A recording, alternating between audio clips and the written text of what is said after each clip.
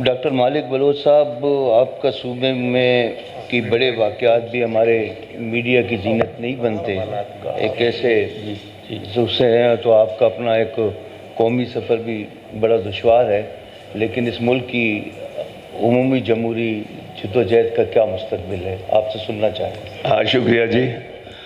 سب سے پہلے میں منتظمین کا مشکور ہوں کہ ان لوگوں نے نذیر عباسی کی اس دن کی مناسبت سے یہاں جمع ہوئے ہیں۔ میں تھوڑا سا دونوں ڈاکٹروں سے اجازت لے کے اس کویسچن کو کسی اور انداز پہ دیکھتا ہوں۔ یہ بڑا آسان ہے کہ پولیٹیکل پارٹی کمپرومائزڈ ہے، میں بھی ایگری کرتا ہوں۔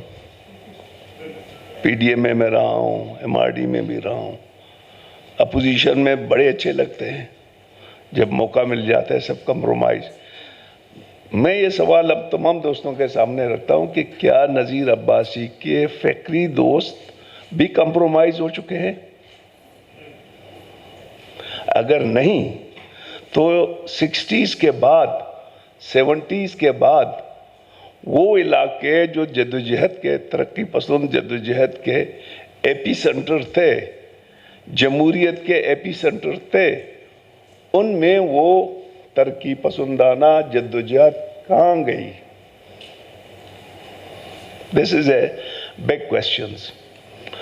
میں دوسروں پہ تنقید تو کر سکتا ہوں، کیا ہم جس فکر کے دعویدار ہیں، ہم نے عوام کو جوڑنے کے لیے دن رات محنت کی ہے؟ تو کیونکہ کراچی کی جو ترقی پسند حلقے ہیں، ہم ان سے بخوبی واقف ہیں، اور سکسٹی سے نہیں، کم از کم 70 سے تو ہم ہر چیز کو بڑے قریب سے دیکھ رہے تھے۔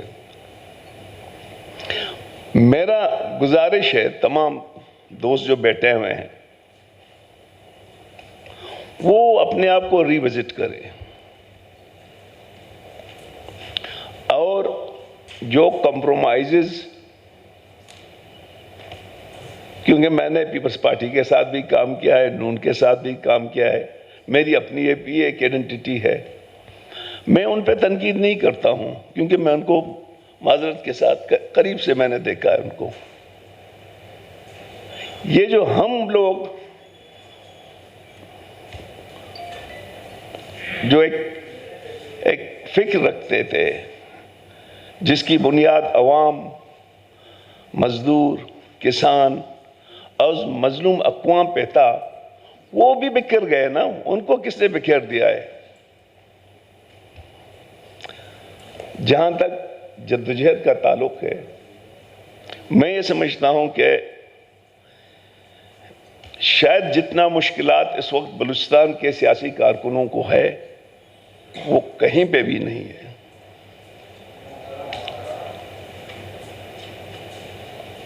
وہاں پہ جو ترقی پسند سوچ ہے، یا وہاں پہ جو ایک قوم پرستانہ سوچ ہے، جس کی بنیاد ترقی پسندی پہ تھا، جس کی آغاز 1920 سے شروع ہوئی، پھر نیپ آیا، استمنگل آیا، سب آج بھی شعوری طور پر ریاستی حوالے سے اس فکر کو روٹ آؤٹ کرنے کی کوشش کی جا رہی ہے، لیکن وہاں کے سیاسی کارکن وہ ان لوگوں نے وڈرا نہیں کی ہے، کمپرومائز نہیں کیے۔ مشکلات ہیں، راتوں رات پارٹیاں بنتی ہیں، جیتا کوئی اور ہے، لاٹری کسی اور کی نکلتی ہے، لیکن ڈے ون سے جو ہے نا، ہم کمپرومائز نہیں ہیں۔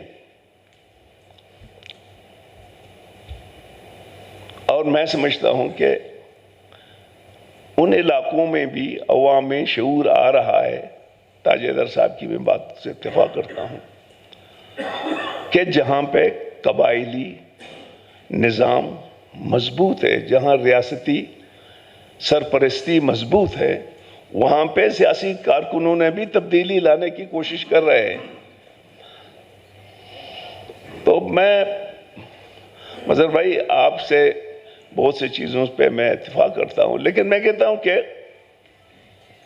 ہم اپنے گریبان کو دیکھیں کہ کیا ہم کمپرومائز ہو چکے ہیں، نہیں باقیوں کو تو ہم جانتے ہیں. میں کسی اور کے بارے میں بات نہیں کرتا ہوں. سوال یہ ہے کہ یہاں ڈیموکریسی نہیں ہوگی پھر کیا ہوگا؟ کیا مارشل لا آئے گا؟ کیا مارشل لا کم رہے ہیں یہاں پہ؟ پھر کیا ہوگا؟ طالبانائزیشن ہوگی. طالبانائزیشن ہمارے بہت سے علاقوں میں تو ہو چکا ہے، وہاں کون سا جو ہے نا تبدیلیاں آئی. پھر کیا بالکنائزیشن ہوگی؟ تو ہمیں جتنے ہم ترقی پسند یا جمہوری لوگ ہیں، ہم کوشش کریں کہ ہم جمہوریت کو استحدن کریں. جو جتنی بھی کمزور ہے، میں سمجھتا ہوں کمزور ہے. جس وقت ہم نے پی ڈی ایم بنائی اور 26 نکات ہم نے ڈال دیا، تو ہمارا نقطہ نظر یہ تھا کہ جب تک نمبر 1 یہی تھا کہ اسٹیبلشمنٹ کی، سیکورٹی ایجنسیوں کی پالیٹکس میں مکمل انخلا، نمبر 1 اس کا تھا. لیکن جب آگے جاتے گئے کمپرومائز ہو گئے. لیکن ہم جو کمزور سیاسی پارٹیاں تھیں، بہت سے تنقید کے باوجود کہ جی ابھی پی ڈی ایم میں کیا رکھا ہے، ہم نے کہا جو کچھ رکھا ہے یا نہیں رکھا ہے، ہمیں پی ڈی ایم میں ہوتے ہوئے بھی اپنا نقطہ نظر رکھنا چاہیے. بہت ڈیبیٹ ہوئے ہمارے ہاں، پارٹی کے اندر ہوئی، خاص طور پر توصیف صاحب نے تو بہت ڈیبیٹ کی. تو میں سمجھتا ہوں کہ آج بھی جو یہاں نذیر عباسی کے فکر کے دوست بیٹھے ہوئے ہیں، جو ہماری یقین عوام کی بالادستی پہ ہے، پارلیمنٹ کی بالادستی پہ ہے اور انسانی حقوق پہ ہے، ایک ویلفیئر فیڈرل ٹائپ کی جو ہے نا وفاقی حکومت پہ ہے. ہم پولیٹیکل پارٹیاں جا کے عوام کو منظم کریں. جب تک ہم منظم نہیں کریں گے، ہمارا یہ رونا دھونا ختم نہیں ہوگا. آپ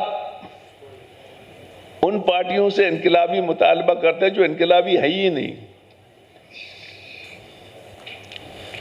میں 2 منٹ کے بعد ختم کر لوں گا. جب مجھے حکومت ملی مسلم لیگ نون والوں کی مہربانی سے اور پختونخوا ملی عوامی پارٹی کے، تو مجھے جو جتنے دوست تھے ان لوگوں نے اتنی کوشچن کی کہ یہ نہیں ہے وہ نہیں ہے. میں نے کہا یار بھائی میں نے کوئی انقلاب تو نہیں لایا، میری تو سیٹیں 11 ہیں 65 میں سے. تو جتنے عوام نے مجھے مینڈیٹ دیے مجھ سے اتنا کام لے لو نا. آپ کہتے ہیں میں سرمایہ داری کو ختم کروں، جاگیرداری کو بھی ختم کروں، سیکولرزم بھی لاؤں، اور اٹس پاسبل. تو میں سمجھتا ہوں کہ ہم نے جمہوری جدوجہد سے ہی صوبوں کی حیثیت لی ہے. نیب کی جدوجہد سے ہم نے اپنی وحدتیں لی ہیں. اسی جمہوری جدوجہد سے ہم نے 18ویں ترمیم لی ہے. گو کہ بہت سے مشکلات آئے ہیں، لیکن میں سمجھتا ہوں کہ ہمیں ون وے ادر، اب اگر میں کہوں کہ کسی زمانے میں ہمارے لوگ کہتے تھے کہ ہماری جو فرنٹ ہے وہ کوئی اور ہے، مدر آرگنائزیشن کوئی اور ہے. اب تو نہ وہ مدر آرگنائزیشن ہی رہے ہیں، اور جو جس فرنٹ پہ کام کر رہا ہے وہاں اس کی اتنی سے نہیں ہے. میں مناسب نہیں سمجھتا ہوں نام لینے کی، لیکن کنکلوژن یہی ہے کہ نذیر عباسی کی جو جدوجہد کی روح تھی، ہمیں اس کو لے کے جو ہم مختلف محاذوں پہ ہیں اس میں ہمیں جدوجہد کرنے کی ضرورت ہے. اور میں کم از کم مایوس نہیں ہوں. میں سمجھتا ہوں کہ جس ماحول میں نیشنل پارٹی کام کر رہا ہے وہ اس وقت بہت مشکل ترین صورتحال ہے. ایک جانب انسرجنسی ہے، ایک جانب روزانہ جو ہے نا کم از کم 3-4 لوگ تو غائب ہوتے ہیں. मजहबी इंतहा पसंदी को इंजेक्ट किया जा रहा है, बेशुमार मुश्किलात हैं, लेकिन हम चूँकि हमने कॉम्प्रोमाइज़ नहीं की, अब मैं मुनासिब नहीं है।